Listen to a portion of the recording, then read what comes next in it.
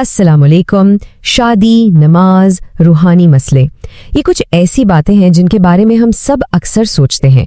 तो आज हम मौलाना मक्की अल हिजाज़ी की दी गई अमली रहनुमाई की रोशनी में इन्हीं अहम मौज़ूआत पर बात करेंगे और ये जानने की कोशिश करेंगे कि इनमें हमारे लिए क्या सबक है। तो सबसे पहले हम बात करेंगे निकाह में वली की अहमियत की, फिर नमाज के कुछ फ़िक़ही मसाइल को समझेंगे, उसके बाद रूहानी बीमारियों से हिफाजत के तरीक़े जानेंगे और आखिर में देखेंगे कि हम अपनी इबादत का सवाब कैसे बढ़ा सकते हैं। तो चलें शुरू करते हैं।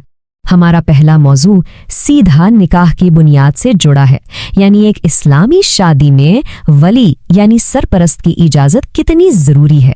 अक्सर ये सवाल उठता है, ख़ास तौर पर जब कोर्ट मैरिज या खुफिया शादी की बात हो, कि क्या वालिदैन की मर्ज़ी के बगैर किया गया निकाह शरई तौर पर सही है या नहीं। ये काफ़ी हसास मामला है ना। तो देखें, इस सवाल का जवाब ना एक बहुत मशहूर हदीस में बिल्कुल साफ साफ दिया गया है। ला निकाह इल्ला वली, यानी वली के बगैर निकाह होता ही नहीं। इससे ये उसूल बिल्कुल वाज़े हो जाता है कि शादी के शरई तौर पर मुकम्मल होने के लिए सरपरस्त की रजामंदी लाजमी है। तो यहाँ पर जो असल बात है ना, वो है एक बीच का रास्ता निकालने की। एक तरफ वालिदैन को ये मशवरा है कि वो बेजा सख्ती ना करें, तो दूसरी तरफ बेटियों को भी समझाया गया है कि वो खानदान की रजामंदी के बगैर शादी जैसे बड़े कदम ना उठाएं, ताकि रिश्ते भी महफूज रहें और इज्जत भी। अच्छा, अब आते हैं इबादत के एक और बहुत अहम सुतून यानी नमाज की तरफ। यहाँ हम ख़ास तौर पर हनफी फ़क़ह के नुक्ता नज़र से देखेंगे कि इमाम के पीछे नमाज पढ़ते हुए हमें क्या करना चाहिए। देखें, हनफी मकतबा फ़िक्र में इस बारे में हिदायत बिल्कुल वाज़ेह है।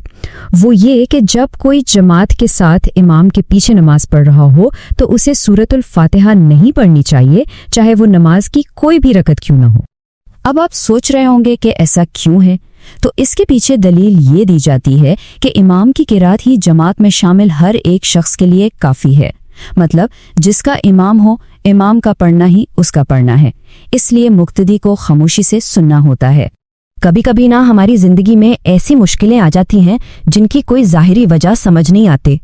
तो अब हम बात करेंगे रूहानी सेहत की और देखेंगे कि जादू और नज़रे बद जैसे मनफी असरात से खुद को कैसे बचाया जा सकता है।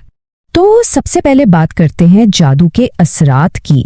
अगर किसी को ऐसा महसूस हो तो उसके लिए क्या रूहानी इलाज तजवीज़ किया गया है? इसके लिए ना 4 बहुत ही अमली कदम बताए गए हैं। पहला ये कि घर के सब लोग मिलकर सूरतुल बकरा की तिलावत करें। दूसरा, साफ पानी लेकर उस पर दम करें। तीसरा, उस पानी को घर के कोनों में छिड़के और पीने के लिए भी इस्तेमाल करें। और चौथा, जो शख्स मुतासिर है उसे रोजाना सूरतुल बकरा की तिलावत सुनाई जाए। अच्छा, जादू के अलावा एक और मसला है जिसका लोग अक्सर जिक्र करते हैं और वो है नजरे बद। तो आइए देखते हैं कि इससे बचने के लिए क्या हिदायत दी गई हैं। तो नजरे बद से बचने के लिए कुछ खास दुआएं और आयतें बताई गई हैं।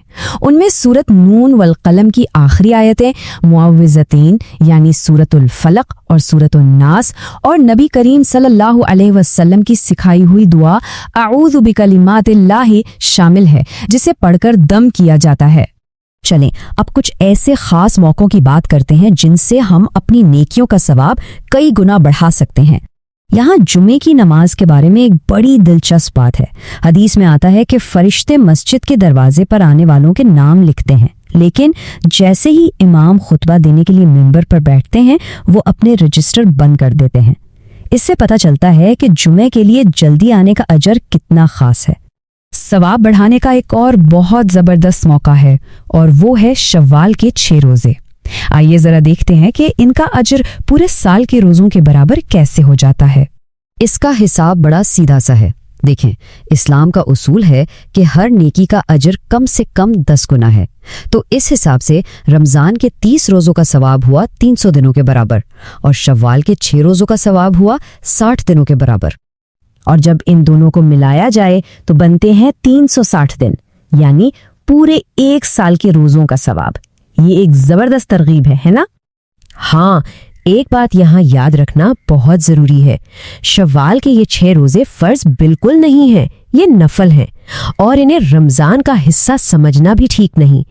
اس معاملے میں علماء کی مختلف رائے بھی پائی جاتی ہے، تو یہ ایک اختیاری عبادت ہے۔ تو ٹھیک ہے، اتنی ساری باتوں سے ہم نے آخر سیکھا کیا؟ آئیے ایک نظر ڈالتے ہیں ان تمام باتوں کے اہم نکات پر۔ تو خلاصہ یہ ہے کہ نکاح کے صحیح ہونے کے لیے ولی کی رضامندی لازمی ہے۔ حنفی نقطہ نظر سے نماز میں امام کی قرات کو خاموشی سے سننا چاہیے، روحانی حفاظت کے لیے قرآنی وظائف کا اہتمام کرنا چاہیے، اور جمعہ کے لیے جلدی آنے اور شوال کے روزے رکھنے جیسے خاص موقعوں سے بھرپور فائدہ اٹھانا چاہیے۔ اور آخر میں ایک سوال جو ہم سب کے لیے ہے۔ یہ رہنمائی بے شک صدیوں پرانی ہے، لیکن آج بھی اتنی ہی متعلقہ ہے۔